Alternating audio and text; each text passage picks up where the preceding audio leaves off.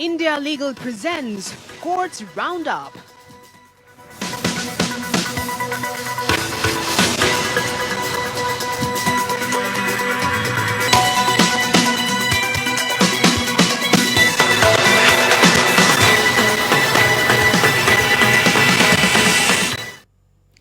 नमस्कार, मैं हूं आपके साथ कुमार कुणाल धीरज। कोर्ट्स राउंड अप में आपका स्वागत है। इस बुलेटिन में अगले आधे घंटे हम आपको कोर्ट से जुड़े तमाम छोटी बड़ी खबरों से रूबरू करवाएंगे। कोर्ट की कार्यवाही और सुप्रीम कोर्ट से लेकर हाई कोर्ट और लोअर कोर्ट्स तक के फैसलों को आपके सामने रखेंगे। तो आइए शुरू करते हैं आज का courts round up.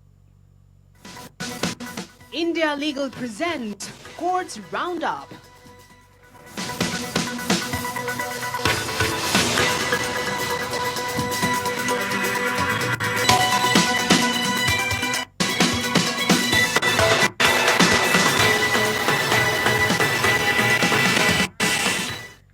Supreme court ने तमिलनाडु सरकार को उस याचिका पर नोटिस जारी किया जिसमें नौकरी के बदले नकदी घोटाले से जुड़े धन शोधन के एक मामले में मंत्री सेंथिल बालाजी को जमानत देने के अपने फैसले को वापस लेने का अनुरोध किया गया है। जस्टिस अभय अशोक और जस्टिस ऑगस्टीन जॉर्ज मसीह की खंडपीठ ने तमिलनाडु सरकार को बालाजी के खिलाफ लंबित मामलों और उसके खिलाफ गवाहों की संख्या, लोक सेवकों और अन्य पीड़ितों के बीच अंतर करने का विवरण देने का निर्देश दिया। अदालत ने मामले की अगली सुनवाई के लिए 15 जनवरी 2025 की तारीख तय की। ईडी ने दलील दी है कि रिहाई के बाद बालाजी की कैबिनेट मंत्री के रूप में फिर से नियुक्ति ने गवाहों पर अनुचित दबाव बनाया है। सुनवाई के दौरान ईडी का प्रतिनिधित्व कर रहे सॉलिसिटर जनरल तुषार मेहता ने कहा कि जेल में रहते हुए भी बालाजी ने बिना विभाग के मंत्री के रूप में महत्वपूर्ण शक्ति संभाली, जो राज्य में उनकी शक्ति को रेखांकित करता है। बालाजी की ओर से पेश सीनियर एडवोकेट कपिल सिब्बल ने कहा, ऐसे बहुत से लोग हैं जिनके पास किसी भी राज्य में बहुत अधिक शक्ति है और यहाँ जो बिना विभाग के हैं। सीनियर एडवोकेट गोपाल शंकर नारायणन ने कहा कि अभियोजन पक्ष के अधिकांश गवाह तमिलनाडु सरकार में लोक सेवक हैं, जहाँ बालाजी के पास 3 मंत्री पद हैं। उन्होंने अरविंद केजरीवाल के मामले का जिक्र किया, जहाँ जमानत की कड़ी शर्तें लगाई गई थी, जिसके तहत केजरीवाल को मुख्यमंत्री के कार्यालय और दिल्ली सचिवालय में जाने या फाइलों पर हस्ताक्षर करने से रोका गया था। जस्टिस ओक ने गवाह के रूप में लोक सेवकों और आम लोगों की भूमिका का उल्लेख किया। जस्टिस ओक ने 2 दिसंबर को ही कार्यवाही पर नाराजगी व्यक्त की, जिसमें बालाजी के लिए सीनियर एडवोकेट सिद्धार्थ लूथरा ने अदालत से अनुरोध किया कि याचिका में नोटिस जारी न किया जाए क्योंकि वह निर्देश लेंगे। जस्टिस ओक ने जमानत देने का कारण होने से इंकार किया। जस्टिस ओक ने स्पष्ट किया, हम उस धारणा के तहत नहीं थे, कृपया हमें किसी चीज के लिए जिम्मेदार न ठहराएं। जस्टिस ने आगे कहा कि अन्य पीएमएलए आरोपियों को फैसले का लाभ मिल रहा है।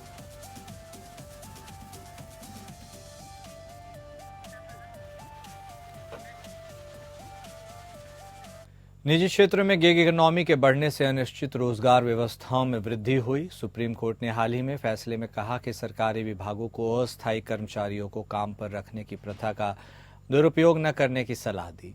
जस्टिस विक्रमनाथ और जस्टिस प्रसन्ना बी वराले की खंडपीठ ने सरकारी विभागों से गिग इकोनॉमी में पाई जाने वाली हानिकारक प्रथाओं को न अपनाने की अपील की। खंडपीठ ने यह टिप्पणियां केंद्रीय जल आयोग के कुछ अस्थायी कर्मचारियों को नियमित करने की अनुमति देते हुए की, जिन्होंने लगभग 2 दशकों तक काम किया। न्यायालय ने याद दिलाया कि अंतर्राष्ट्रीय श्रम संगठन, जिसका भारत संस्थापक सदस्य है, ने लगातार रोजगार स्थिरता और श्रमिकों के साथ निष्पक्ष व्यवहार की वकालत की। विस्कैनो बनाम माइक्रोसॉफ्ट कॉरपोरेशन में यूएस के निर्णय का संदर्भ दिया गया, जिसमें लाभ प्रदान करने से बचने के लिए कर्मचारियों को गलत तरीके से वर्गीकृत करने के परिणामों को दर्शाया गया। न्यायालय ने कहा कि अस्थायी कर्मचारी विशेष रूप से सरकारी संस्थानों में अक्सर शोषण के बहुआयामी रूपों का सामना करते हैं। अस्थायी अनुबंधों का मूल उद्देश्य अल्पकालिक या मौसमी जरूरतों को पूरा करना हो सकता है। वे कर्मचारियों के लिए दीर्घकालिक दायित्वों से बचने के लिए तेजी से एक तंत्र बन गए। किसी संस्थान के कामकाज के लिए आवश्यक आवर्ती और अभिन्न कार्य के लिए नियोजित कर्मचारियों को अक्सर अस्थायी अनुबंधित के रूप में लेबल किया जाता है, भले ही उनकी भूमिका नियमित कर्मचारियों की तरह ही हो। इस तरह के गलत वर्गीकरण से कर्मचारियों को वह सम्मान, सुरक्षा और लाभ नहीं मिलते जिसके वे नियमित हकदार हैं, भले ही वे समान कार्य करते हो। अस्थायी कर्मचारियों को अक्सर बिना किसी कारण या नोटिस के बर्खास्त किया जाता है, जैसा कि वर्तमान मामले में देखा गया। यह प्रथा प्राकृतिक न्याय के सिद्धांतों को कमजोर करती है और कर्मचारियों को सेवा की गुणवत्ता या अवधि की परवाह किए बिना असुरक्षा की स्थिति में डालती है। न्यायालय ने सरकारी संस्थानों द्वारा अस्थायी आधार पर श्रमिकों को नियुक्त करने की प्रथा की आलोचना की, जिसके परिणाम स्वरूप विभिन्न श्रम अधिकारों का उल्लंघन होता है। न्यायालय ने याद दिलाया कि सरकारी संस्थाओं को निष्पक्ष और न्यायपूर्ण व्यवहार करना चाहिए और शोषणकारी रोजगार प्रथाओं से बचना चाहिए।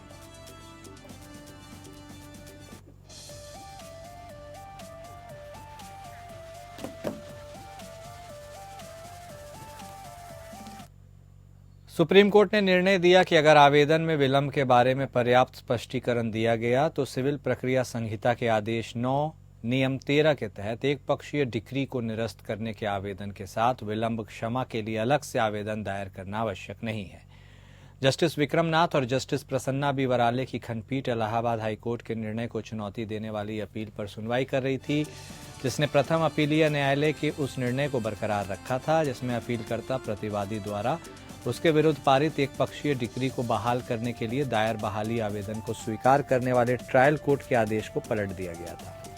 प्रथम अपीलीय न्यायालय ने ट्रायल कोर्ट के निर्णय को यह कहते हुए पलट दिया कि परिसीमा अधिनियम की धारा 5 के अनुसार एक अलग आवेदन आदेश 9 नियम 13 के आवेदन के साथ दायर नहीं किया गया।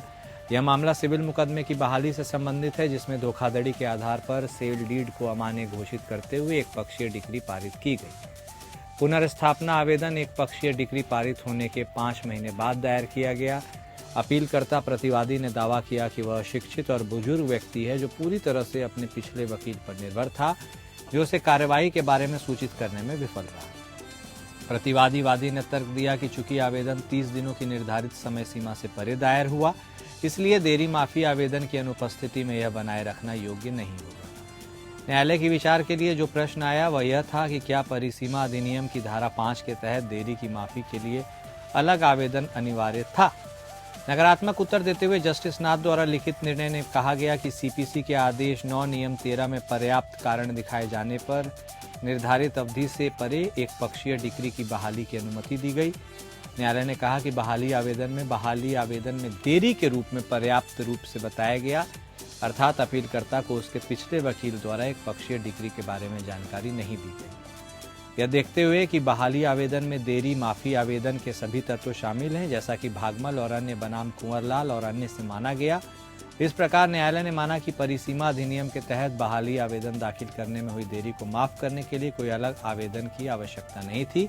फिर अपील को स्वीकार कर लिया गया। एक महिला ने दावा किया कि उसकी महिला साथी को उसके माता पिता ने कस्टडी में लिया है। इस बाबत आंध्र प्रदेश हाईकोर्ट ने हैबियस कॉर्पस याचिका पर सुनवाई की। हाईकोर्ट ने महिलाओं के साथ रहने के अधिकार को बरकरार रखते हुए कहा कि बंदी बालिग है और उसका परिवार उसे अपने जीवन के फैसले लेने से नहीं रोक सकता। जस्टिस आर रघुनंदन राव और जस्टिस महेश्वर कुंचेम की खंडपीठ ने अपने आदेश में कहा, इस तथ्य को देखते हुए कि बंदी बालिग है और अपने जीवन के बारे में अपने फैसले लेने के लिए स्वतंत्र है, न तो माता पिता और न ही परिवार के अन्य सदस्य उसे अपने जीवन के संबंध में निर्णय लेने से रोक सकते हैं। इन परिस्थितियों में इस रिट याचिका को अनुमति दी जाती है और बंदी को याचिकाकर्ता के साथ जाने या अपनी इच्छानुसार कोई भी निर्णय लेने की स्वतंत्रता होगी। याचिकाकर्ता ने हाईकोर्ट का दरवाजा खटखटाया था, कहा कि उसके साथी को उसके परिवार के सदस्यों और कुछ अन्य लोगों द्वारा जबरन ले जाया गया क्योंकि कथित बंदी ने उसके माता पिता के खिलाफ शिकायत दर्ज कराई। याचिकाकर्ता ने दावा किया कि उसके साथी को यह तय करने की स्वतंत्रता नहीं दी गई कि वह किसके साथ रहना चाहती है और उसके माता पिता उसे याचिकाकर्ता के साथ रहने से जबरन रोक रहे हैं। 9 दिसंबर को हाईकोर्ट ने बंदी को पेश करने का निर्देश दिया। जब 17 दिसंबर को मामले की सुनवाई हुई तो हाईकोर्ट ने बंदी से चैम्बर में बातचीत करने के बाद अपने आदेश में कहा, बंदी ने स्पष्ट रूप से कहा कि वह याचिकाकर्ता के साथ जाना चाहती है। वह अपने माता पिता या अपने परिवार के किसी सदस्य के खिलाफ कोई आपराधिक मामला या शिकायत दर्ज नहीं कराना चाहती है। उसने यह भी स्पष्ट कर दिया कि वह शिकायत पर जोर नहीं देना चाहती, जिसे उसने विजयवाड़ा के पुलिस आयुक्त के समक्ष दायर किया है। पीठ ने याचिका स्वीकार करते हुए संबंधित एसएचओ को निर्देश दिया कि वह हिरासत में लिए गए व्यक्ति को सुरक्षित तरीके से याचिकाकर्ता के घर तक ले जाए। अदालत ने कहा, यह कहने की जरूरत नहीं है कि कस्टडी में लिए गए व्यक्ति के माता पिता या परिवार के सदस्यों के खिलाफ इस मामले में आज तक किसी भी तरह की कार्रवाई के लिए कोई आपराधिक कार्रवाई नहीं की जाएगी।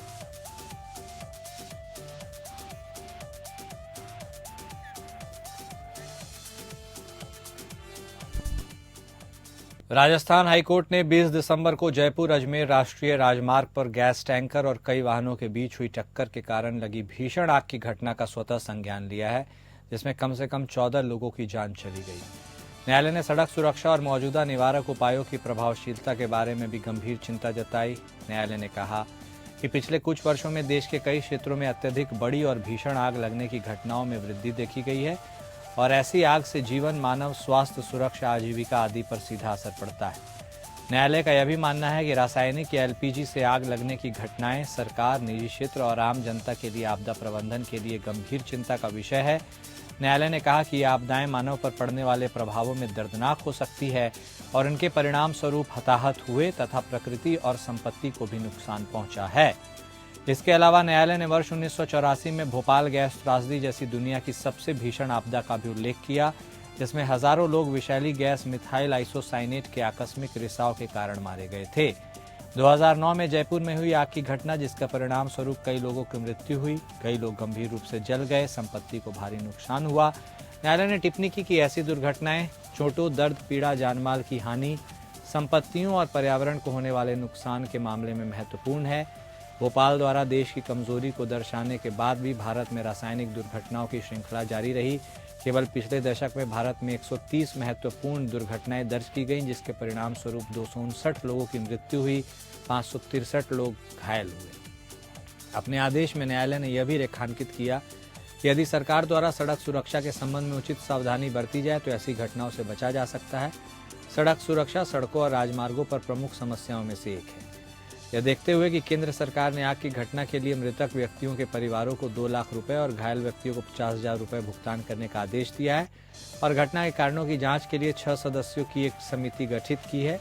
जस्टिस अनूप कुमार ढांड की पीठ ने जोर देकर कहा कि यह कदम पर्याप्त नहीं है। न्यायालय ने कहा कि मामले की तत्काल गंभीर जाँच की आवश्यकता है और मृतक के परिवार के सदस्यों, घायल और व्यक्तियों और उन सभी पीड़ितों को उचित मुआवजा दिया जाना चाहिए जिनके वाहन और संपत्ति क्षतिग्रस्त हुए हैं।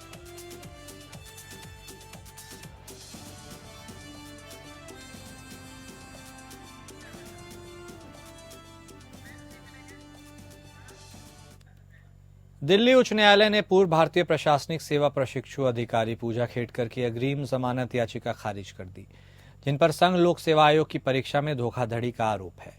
न्यायमूर्ति चंद्रधारी सिंह ने बताया कि प्रथम दृष्टया खेडकर द्वारा अन्य पिछड़ा वर्ग और विकलांग व्यक्तियों के लिए निर्धारित कोटा का लाभ उठाकर यूपीएससी को धोखा देने के कृत्य के बारे में मामला बनता है, जबकि वह इसके लिए पात्र नहीं थी।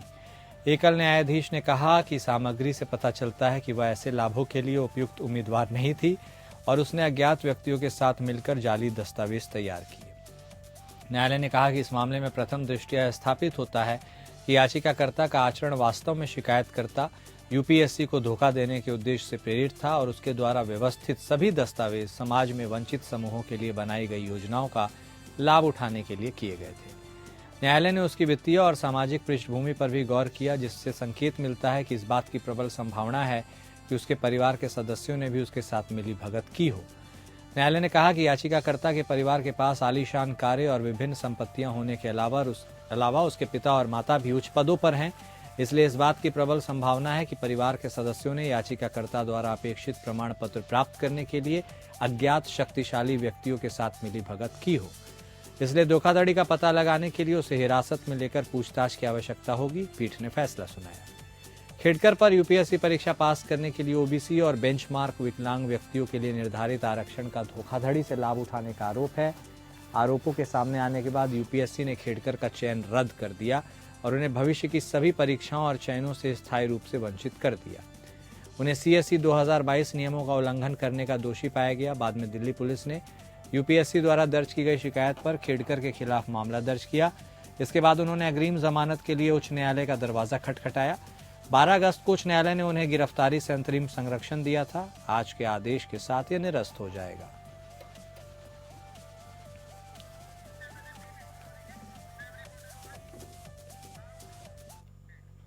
राजस्थान उच्च न्यायालय ने फैसला सुनाया है कि धारा 152 बीएनएस की जड़ें आईपीसी की धारा 124A में थीं और इसे राजद्रोह के अपराध के समान कहा गया था।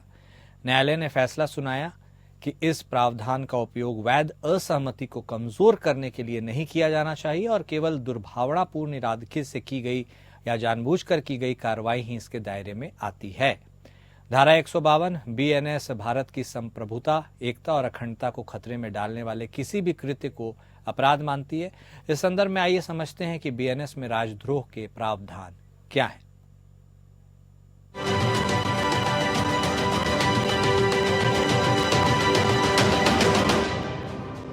आखिर कहाँ खत्म होती है right to freedom of expression और कहाँ से शुरू होती है सेडिशन? यही सवाल एक दफा और आया राजस्थान हाईकोर्ट के सामने, जब जस्टिस अरुण मोंगा ने एक पिटीशन को क्वॉश किया जो था एक सिख क्रांति के खिलाफ, जिसने फेसबुक पर एक वीडियो पोस्ट किया खालिस्तानी लीडर अमृतपाल सिंह को सिंपैथी देते हुए। उनको 152 और 197 के बीएनएस सेक्शंस में चार्ज किया गया। बीएनएस की धारा 152 आईपीसी की धारा 124 ए सेडिशन से डिराइव्ड है। बीएनएस की धारा 152 में स्पष्ट रूप से कहा गया है कि जो व्यक्ति देश के सॉवरेनिटी, यूनिटी एंड इंटीग्रिटी के खिलाफ कुछ करता है वो जेल जा सकता है या जुर्माना भर सकता है या फिर दोनों के लिए उत्तरदायी हो सकता है। बीएनएस की धारा 197 उन व्यक्तियों को दंडित करता है जो रिलीजियस, रेशियल, लिंग्विस्टिक और कम्युनिटी आइडेंटिटी के आधार पर सेपरेशन पैदा करा के राष्ट्रीय एकता को नुकसान पहुंचाने वाले बयान देते हैं। इस मामले में राजस्थान हाईकोर्ट ने कहा कि धारा 152 का यूज बहुत सावधानी से करना चाहिए,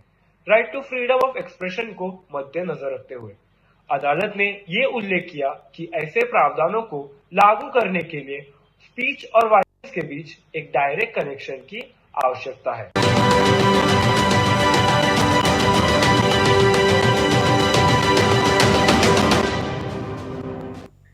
और कोर्ट्स राउंड अप में अभी के लिए इतना ही। नमस्कार। India Legal presents Courts Roundup.